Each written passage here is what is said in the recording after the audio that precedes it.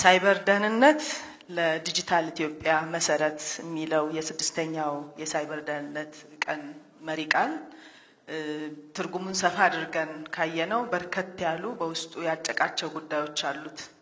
ኢትዮጵያ የማንሰራራት ጅማሮ በሁሉም አቅጣጫዎች በተግባር በተጨባጭ እያየን ያለንበት ምዕራፍ ላይ ነው የምንገኘው። የምንሰራቸው ሁሉም የማንሰራራት ማሳያ የሆኑ የልማት ስራዎቻችን ደህንነታቸው ካልተጠበቀ ከልማቶቹ በስተጀርባ ያለውን የሀገር ሉዓላዊነትን የማስከበር ጉዳይ ላይ ጥያቄ ምልክት ውስጥ እንገባለን። የሰራናቸው ሁሉም መሰረተ ልማቶች የታላቁ ህዳሴ ግድብን ጨምሮ ኢትዮጵያ በታሪኳ ከርሰ ምድር ሀብቷን መጠቀም የጀመረችበትን የካሉብ ጋዝ ምርትን ጨምሮ ከፊታችን ደግሞ ከሱ በብዙ እጥፍ ለመጀመር ወደ ስራ የገባነው ሁለተኛው ምዕራፍ የጋዝ ምርት፣ የጎዴ ማዳበሪያ ፋብሪካ፣ የኦይል ሪፋይነሪ እንደዚሁም ደግሞ በርከት ያሉ የኃይል ማመንጫ ስራዎቻችን በሙሉ ከጀርባዎቻቸው የደህንነት ጉዳይ ቁልፍ ነው አድርገን እንወስደው። እሱ ብቻ ሳይሆን ባለፉት አመታት በመጣንበት መንገድ ያስመዘገብናቸው ኢኮኖሚ ድሎችና ስኬቶች በአምስቱ ኢኮኖሚ ፒላሮች መሰረት አድርገን ነው። በግብርናው፣ በኢንዱስትሪው፣ በቱሪዝሙ፣ በማዕድን አምስተኛው ራሱን ችሎ የቴክኖሎጂ ዘርፍ ግን ደግሞ ብቻውን የቆመ ብቻ ሳይሆን ለሁሉም ደግሞ እንደ ኢኔብለር ወይም ደግሞ ሁላቸውም እነዚህ አምስቱም ሊሳኩና ሊዘልቁ የሚችሉት ከጀርባቸው ደህንነታቸው የተጠበቀ ሲሆን ብቻ እንደሆነ በማመን ለቴክኖሎጂ ልዩ ትኩረት ተሰጥቶ ነው ዲጂታል ኢትዮጵያ 2025 ወደ ተግባር የመጣው። በዚህም ደግሞ በርካታ ኢኮኖሚ ስኬቶችን ማስመዝገብ ችለናል። ይሄ እንግዲህ ሊቀጥል የሚችለው አሁን በደረስንበት ደግሞ አንዱ የስርዓታችን ስብራት እና እሱን መጠገን አለብን ብለን የጀመርነው የአገልግሎት አሰጣጥ ጋር የተያዙ መሰረታዊ ቁልፎችን መፍታት አለብን። ህብረተሰባችን በየደረጃው የሚያገኘው አገልግሎት ከሌብነት ለማጽዳት ተገልጋዩ ቀልጣፋ የሆነ አገልግሎት እንዲያገኝ ምልልስና እንግልት የሚያጠፋውን ወጪ ለመቀነስ ኦንላይን ጭምር አገልግሎቶች እንስጥ ብለን ከ900 በላይ የሚሆኑ የመንግስት አገልግሎቶች አውቶሜት ተደርገዋል። ይሄ ብቻ ሳይሆን አውቶሜት የተደረጉ ሰርቪሶች በየብቻቸው በተናጥል ቆሞ የህብረተሰቡን ጥያቄ ስለማይመልሱ ሰብሰብ ተደርጎ ደግሞ በመሶብ አንድ ማዕከል አገልግሎት በሀገር ደረጃ እንደምታስታውሱት ካለፉት 4 ወራት ጀምሮ ጀምረናል።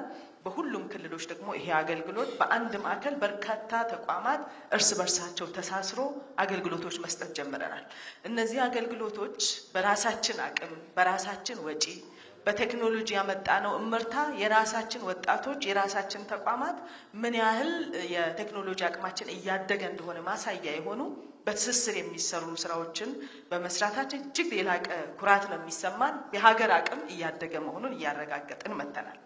እነዚህ ሁሉ የሰራናቸው ስራዎች ግን የሳይበር ደህንነታቸው ካልተጠበቀ በአንድ ጊዜ ለመውደቅ የማንችልበት ምንም ምክንያት የለም። ስለዚህ የሳይበር ደህንነትን ከሀገር ሉዓላዊነት ለይተን ልናየው የሚገባ ጉዳይ አይደለም። በሁሉም መስኮቻችን ከጀርባው ቴክኖሎጂ ነው ያለው።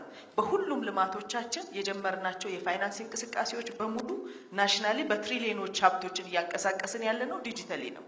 አገልግሎቶችን እየሰጠን ያለነው ዲጂታሊ ነው። ይሄ ሲሆን ዋናው ደግሞ ቁልፉ የሆነውን የሳይበር ደህንነትን ትኩረት ካላደረግን የጀማመርናቸው ትልልቆቹ ኢኒሼቲቮቻችንና ትልልቅ አገር የሚያሻግሩ ጉዳዮች እንቅፋት እንዳይገጥማቸው አቴንሽን መስጠት ይፈልጋል ማለት ነው። ከዚህ አኳያ የጀመርናቸው ልማቶች ልናሳልጥ የተቋማትን ትስስርና ቅንጅት ትብብር እንደዚሁም ደግሞ የጀመርነው በልዕቀት ላይ የተመሰረተ አገልግሎት ውጤታማ ልናረግ በተለይ ደግሞ የደህንነትና ጸጥታ ጉዳይ ስኬታማ ለማድረግ የሳይበር ደህንነት ቁልፉ ተግባር ስለሆነ ይሄን ተግባር ደግሞ እውን ከማድረግ አኳያ በየአመቱ በአመት ውስጥ ለአንድ ወር የሚቆይ ንቅናቄ በእንስ አስተባባሪነት እየተካሄደ ነው።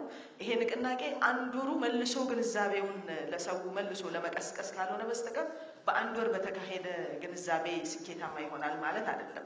ነገር ግን የሰው ልጅ በባህሪው የመዘንጋት ባህሪ ስላለው መልሶ የመቀስቀስ መልሶ የማስታወስ በዚህ ወር የምናደርጋቸው ንቅናቄዎች ደግሞ በተለየ መልኩ ያልደረስንባቸውን የህብረተሰብ ክፍሎች በግንዛቤው ለመድረስ ተደራሽነቱን ለማሳደግ ያግዛል ማለት ነው። እንግዲህ ኢትዮጵያ ውስጥ ከ90 ሚሊዮን በላይ የሚሆን ሰው የስልክ ተጠቃሚ ነው።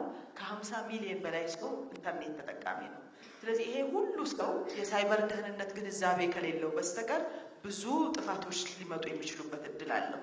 የደረስንበት የኤአይ ዘመን ደግሞ በርካታ ቴክኖሎጂ የተደገፉ ስራዎችን ለመስራት ነው እቅድ ይዘንም እየተገበርንም ያለነው እየፈጠንም ያለነው።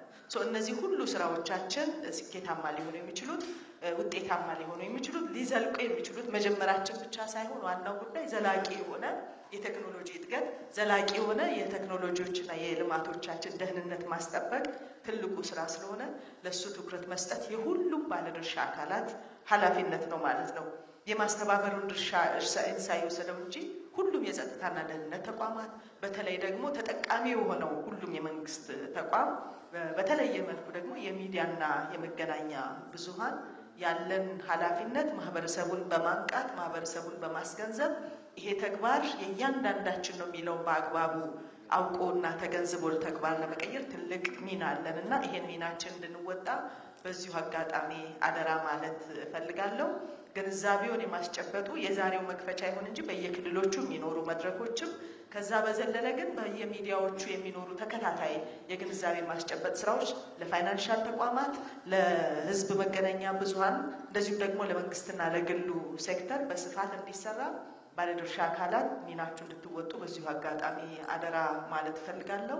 የሳይበር ደህንነት ለኢትዮጵያ ዲጂታል ስርዓቶቻችን መሳለጥ ለዲጂታል ኢትዮጵያ 2025 ጨርሰን ወደ 2030 እየተሸጋገርን ያለነው 2030 ከ2025 ስኬታማነት በላይ ብዙ ነገሮች የምንጠብቅበት ነው።